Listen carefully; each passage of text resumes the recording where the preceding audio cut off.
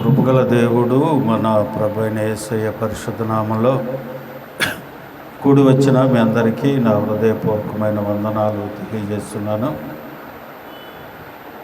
కొద్దిసేపు దేవుని మాటలు విందాం. పరిశుద్ధ గ్రంథం నుండి మొదటి కొరింథీ పత్రిక 1వ అధ్యాయము 18వ వచనం. మొదటి కొరింథీ పత్రిక 1వ అధ్యాయము 18వ వచనం. సిలువను గురించిన వార్త నశించుచున్న వారికి వెర్రితనము గాని రక్షించబడుచున్న మనకు దేవుని శక్తి. ప్రార్థన చేసుకుందాం. ప్రభువా నీకు వందనాలు.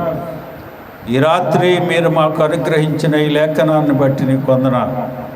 ఈ లేఖనం ధ్యానం చేసి నీ బిడ్డలకు వివరించే జ్ఞానం నాకు లేదు. నీ సిలువ చాటు నన్ను మరుగుపరిచి నీ మాటలు మాకు వినిపించి మమ్మల్ని బలపరిచి నీ సిలువ శక్తిని మాకు అనుగ్రహించి మహిమ పొందమని మా ప్రభు అయిన యేసయ్య పరిశుద్ధ నామంలో అడిగి వేడుకొనుచు ప్రార్థిస్తున్నాను మా పరమ తండ్రి, ఆమేన్.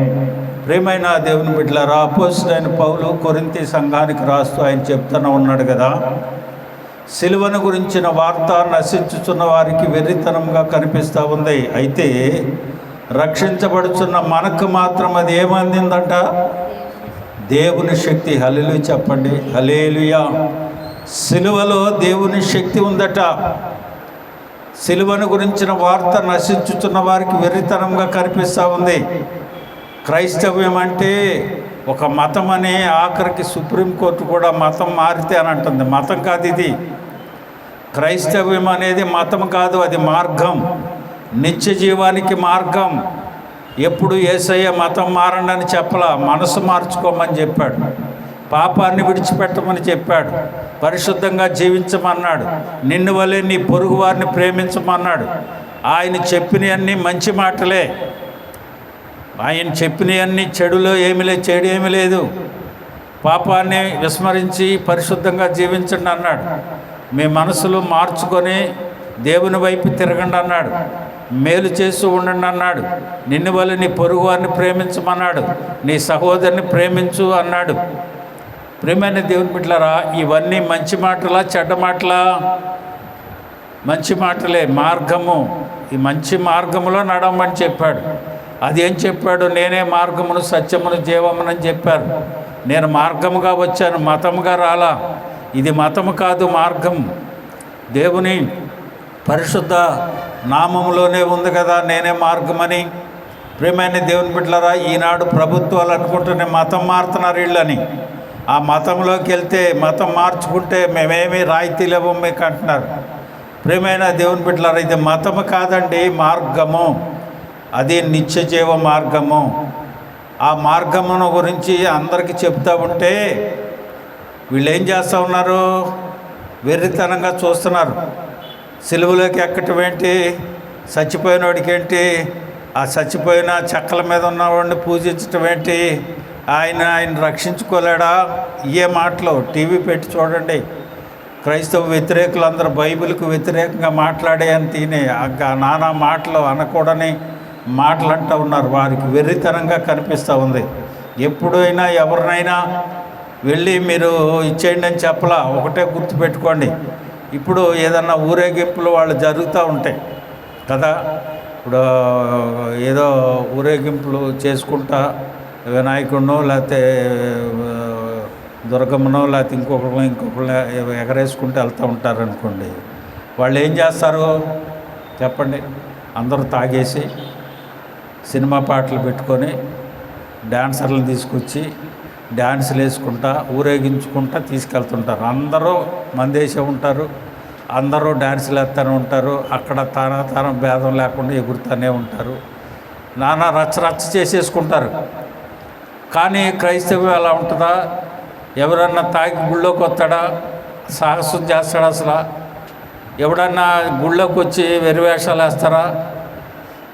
దేవుని పరిశుద్ధ నామంలో పరిశుద్ధ. అందుకే ఆయన అన్నాడు, నేను పరిశుద్ధత కలిగిన దేవుడు, నేను పరిశుద్ధుని కనుక మీరు పరిశుద్ధంగా ఉన్నాడు. అది వాళ్ళకి నచ్చట్లా, అది వాళ్ళకి వెర్రితనంగా కనిపిస్తుంది.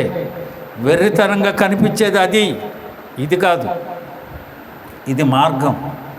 ప్రేమైన దేవుని బిడ్డలారా, దేవుని వాక్యం అంటా ఉంది, సిలువను గురించిన వార్త నశించే వారికి వెర్రితనంగా కనిపించవచ్చు, కానీ మనకైతే దేవుని శక్తి. ప్రేమైన దేవుని బిడ్డలారా, ఈ రాత్రి ఒక 7 విషయాలు దేవుని సన్నిధిలో ఆయన సిలువలో నుంచి మనకు అనుగ్రహించిన శక్తులను గురించి తెలుసుకుందాం.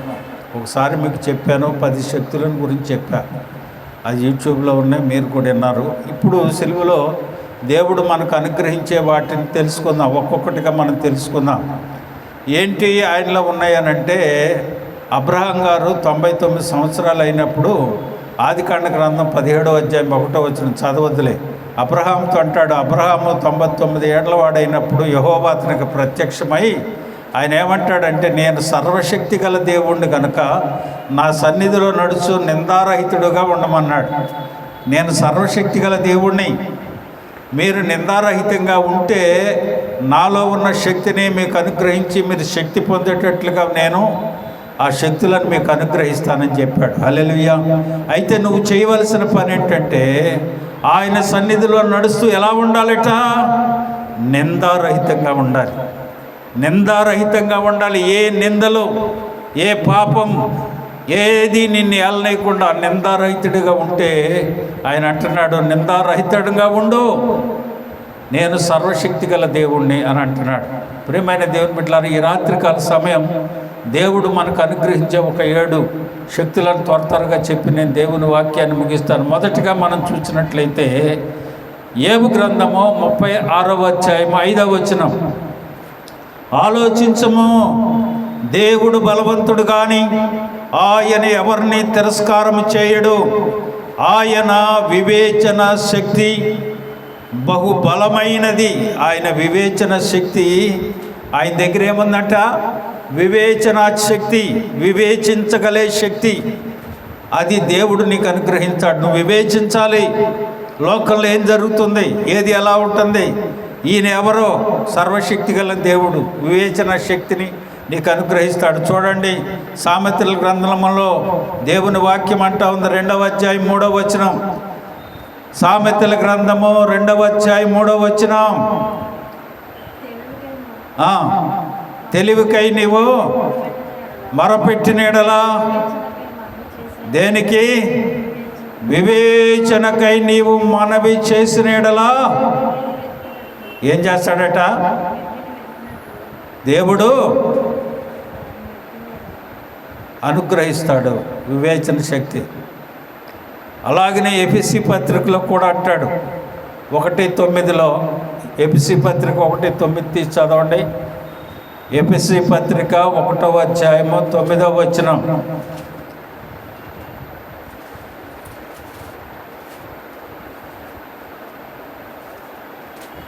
ఎఫెసీ పత్రిక 1వ అధ్యాయం 9వ వచనం,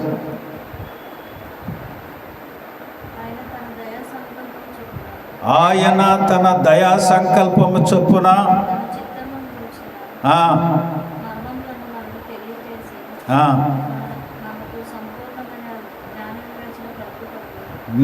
సంపూర్ణమైన జ్ఞాన వివేచనలు కలుగునట్లు ఆయన కృప. చూడండి, ఏమిస్తాడంట? ఆయన జ్ఞాన వివేచనలు మనకు అనుగ్రహిస్తాడంట. ఆయన దగ్గర ఏమున్నాయి? మొదటిగా జ్ఞాన వివేచనలు ఉన్నాయి. వివేచన శక్తిని దేవుడు మనకు అనుగ్రహిస్తాడు. బలమునే ఆయన నడుకట్టుగా ధరించుకున్నవాడై తన శక్తి చేత పర్వతములను కూడా, ఆయన పర్వతములను స్థిరపరిచిన వాడు ఆయనే అని కీర్తనకారుడు అంటాడు. కీర్తన గ్రంథము 147వ కీర్తన 5వ వచనం, మొదటిగా ఏ శక్తిని నీకు అనుగ్రహించాడు? వివేచింపగలిగిన శక్తి. మానవునికి మొదటిగా అది కావాలి, వివేచింపగలిగే శక్తి దేవుడు నీకు అనుగ్రహిస్తాడు. రెండవది ఆయన అంటున్నాడు కదా, మన ప్రభువు గొప్పవాడు, ఆయన అధిక శక్తి కలిగిన వాడు, ఆయన జ్ఞానమునకు మిది లేదు. ఎవరంట ఆయన? ప్రభువు గొప్పవాడును, అధిక శక్తి సంపన్నుడు, జ్ఞానమునకు దేవుని ఆత్మశక్తితో భక్తులు పూర్వకాలంలో ఆ కీర్తనలో పాడుకుంటుంటే హృదయం పులకరించిపోద్ది. ఇప్పుడు వచ్చిన పాటలు ఏవో పాడుతూ ఉంటాడు, కానీ ఆ పాటలు చాలా మధురంగా ఉంటాయి. ప్రభు గొప్పవాడు, అధిక శక్తి సంపన్నుడు, ఆయన జ్ఞానమునకు మితి లేదు. ఆ జ్ఞానమే నీకు అనుగ్రహిస్తాడు. చూడండి, యెషయా గ్రంథంలో 28వ అధ్యాయము 29వ వచనాన్ని మనం చూస్తే ఆయన అంటాడు కదా, యెషయా గ్రంథము 28:29, జనులను సైన్యములకు అధిపతియగు యెహోవా చేత నేర్చుకొందురు ఆశ్చర్యమైన ఆలోచన శక్తి, అధిక బుద్ధియు ఆయన అనుగ్రహించును. ఏమనుగ్రహిస్తాడంట? ఆలోచించే శక్తిని, తర్వాత అధిక బుద్ధి, వివేచనను, జ్ఞానమును, ఆలోచన శక్తిని, అధిక బుద్ధిని దేవుడు నీకు అనుగ్రహిస్తాడంట. మానవునికి ఈ ప్రధానం కావలసినవి ఇవి. కాబట్టి ఆయన అనుగ్రహించేవి మనం పొందుకొని ఉన్నట్టయితే ఈ లోకంలో సుఖంగా, శాంతిగా, సంతోషంగా మనం బ్రతకగలుగుతాం. ఆయన అంటూ ఉన్నాడు కదా, అంతేకాదు ఆలోచన శక్తి, అధిక బుద్ధే కాదు కానీ గ్రహించగలిగిన శక్తిని. దానియేలు గ్రంథం 9వ అధ్యాయము 22వ వచనం. దానియేలు గ్రంథం 9వ అధ్యాయము 22వ వచనం.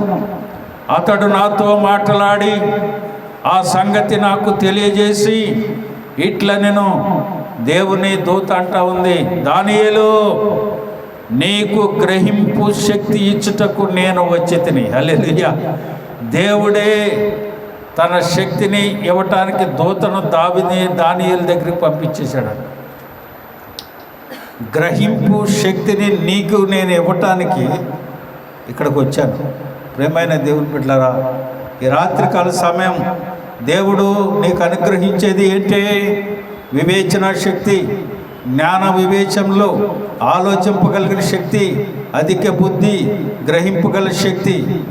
అంతేకాదు ఆత్మ శక్తిని కూడా దేవుడు మనకు అనుగ్రహిస్తున్నాడు. ఆ ఆత్మే ఈ దినం మనలను సర్వసత్యంలోనికి నడిపిస్తూ ఉంది. చూడండి, లూకాసు వార్త 24వ అధ్యాయము 49వ వచనాన్ని మనం చదువుకున్నట్లయితే, ఇదిగో నా తండ్రి వాగ్దానము చేసినది మీ మీదకి పంపుచున్నాను, మీరు పైనుండి శక్తి పొందు వరకు పట్టణములో నిలిచి ఉండుడని వారితో చెప్పాను. 1:8 అంటాడు, అపోస్తల కార్యాలు 1:8 అంటాడు, అయినను పరిశుద్ధాత్మ మీ మీదికి వచ్చినప్పుడు మీరు శక్తిని పొందేదరు. హల్లెలూయా. పరిశుద్ధాత్మను నువ్వు పొందుకుంటే నీవు శక్తిని పొందుకుంటావు. ఆత్మశక్తి అదే అంటున్నాడు ఆయన, మీరు శక్తిని పొందుకునే వరకు యెరూషలేములో నిలిచి ఉండండి. మీరు శక్తిని పొంది మీరు ఆత్మను పొందుకొని శక్తి పలికి జీవిస్తారు. అలాగనే వాక్శక్తిని అంటాడు. అపోస్తల కార్యాలు 2వ అధ్యాయం 4వ వచనంలో అంటాడు కదా, అందరూ పరిశుద్ధాత్మలో నిండిన వారై. చూడండి, అది చదువుకోండి, అది ఒకసారి. 2:4, అందరూ పరిశుద్ధాత్మలో నిండిన వారై ఆ ఆత్మ వారికి ఏం చేసిందట? వాక్శక్తిని. శక్తి వేరు, వాక్శక్తి అంటే మాట్లాడే శక్తిని. వాక్శక్తిని మీకు అనుగ్రహించిన కొలది అన్య భాషలతో మీరు మాట్లాడసాగిరి. హల్లెలూయా చెప్పండి. హల్లెలూయా. ప్రియమైన దేవుని బిడ్డలారా, ఆయన సిలువలో ఈ శక్తులన్నీ దాచి ఉంచాడు. ఆ సిలువ యాగం చేసి నీకు అనుగ్రహించడానికి వీటన్నిటినీ దేవుడు ఈ శక్తులు నీకు అనుగ్రహించి ఈ లోకంలో నువ్వు ఎలాగో జీవించాలో ఆయన ఒక మాదిరిని చూపించి వెళ్ళాడు. అలాగే చివరిగా మనం చూసినట్లయితే చూడండి, పరలోకంలో కూడా ఆ శక్తి ఉందట. చూడండి, 1 కొరింథీ 4:20 చూడండి. 1 కొరింథీ 4:20, దేవుని రాజ్యము మాటలతో కాదు కానీ శక్తితోనే ఉన్నది. దేవుని రాజ్యం దేంతో ఉందట? శక్తితో ఉంది. ఆ రాజ్యంలోకి వెళ్ళాలంటే నువ్వు కూడా శక్తి కలిగిన దానివిగా, శక్తి కలిగిన వాడుగా ఉండాలి. ఆ రాజ్యము మాటలతో కాదంట, శక్తితోనే నింపబడి ఉందట. 1 కొరింథీ 2:4 అపోస్తలుడైన పౌలు కూడా చెప్తాడు, మీ విశ్వాసము మనుషుల జ్ఞానం ఆధారము చేసుకొనక దేవుని శక్తిని ఆధారము చేసుకొని ఉండవలెనని నేను కోరుచున్నానంటాడు. దేన్ని ఆధారం చేసుకోవాలంటే నీ విశ్వాసము. ఇప్పుడు అర్థమవుతుందా ఇవన్నీ దేవుడు నీకు ఎందుకు ఇచ్చాడో? నీ విశ్వాసము దేవుని శక్తిని ఆధారం చేసుకోవాలి. ఆ ఆధారం చేసుకునే శక్తులేంటి? నీకు వివేచన శక్తి, జ్ఞానం కలిగిన శక్తి, ఆలోచన శక్తి, అధిక బుద్ధి, అలాగే గ్రహింపు శక్తి, ఆత్మశక్తి, వాక్యపు శక్తి, పరలోకపు శక్తి. హల్లెలూయా. ప్రియమైన దేవుని బిడ్డలారా, వీటన్నిటినీ దేవుడు నీకు అనుగ్రహించడానికే ఈ శిలువ యాగం చేశాడు. చివరిగానే అంటాడు చూడండి, లూకా సువార్త 21:36 ముగిస్తున్నాను. లూకా సువార్త 21:36 కాబట్టి మీరు జరగబోవు వీటన్నిటిని తప్పించుకొని మనుష్య కుమారుని ఎదుట నిలవబడుటకు శక్తి గలవారగునట్లు ఎల్లప్పుడూ ప్రార్థన చేయించు మెలకువగా ఉండుడని చెప్పాను. అర్థమైందా? ఇప్పుడు చివరగా చెప్పిన మాట ఏంటంటే, దేవుని ఎదుట నువ్వు నిలబడాలంటే ఏం కావాలట? శక్తి కావాలి, బలం కావాలి, శక్తి కావాలి. మీరు నిలవబడ్డకు, మీరు జరగబో వీటన్నిటిని తప్పించుకొని మనిషి కుమారుని ఎదుట నిలవబడ్డకు శక్తి గలవారగునట్టు ఎల్లప్పుడు ఏం చేయాలంట? ఎల్లప్పుడు ఏం చేయాలి? చక్కగా తిని పడుకోమన్నాడా? లేదే, ఎల్లప్పుడూ ప్రార్థన చేయించు మెలకువగా ఉండాలి. హల్లెలూయా. ప్రియమైన దేవుని బిడ్డలారా, వీటన్నిటినీ దేవుడు నీకు అనుగ్రహించాడు. దేనికని? ఆ శిలువ యాగంలో వీటన్నిటినీ గుప్తపరిచి నీకు దయచేశాడు ఆయన. ఎందుకని? నిలవబడ్డకు నీకు శక్తి కావాలి. పరలోకం శక్తితో ఉంది. ఆ శక్తిని నువ్వు తట్టుకోవాలంటే దేవుడిచ్చే నీ శక్తిని పొందుకొని అక్కడ నిలబడ్డకు శక్తి గలవారగుటకు ఎల్లప్పుడూ ప్రార్థనలో మనం మెలకుగా ఉండి ప్రార్థన చేయాలి. ప్రభువు అట్టి కృప మనకు అనుగ్రహించి శక్తినిచ్చి ఆయన ఎదుట నిలబడలాగిన మనలను చేయునుగాక. అందరూ తల వంచండి, ప్రార్థన చేసుకో.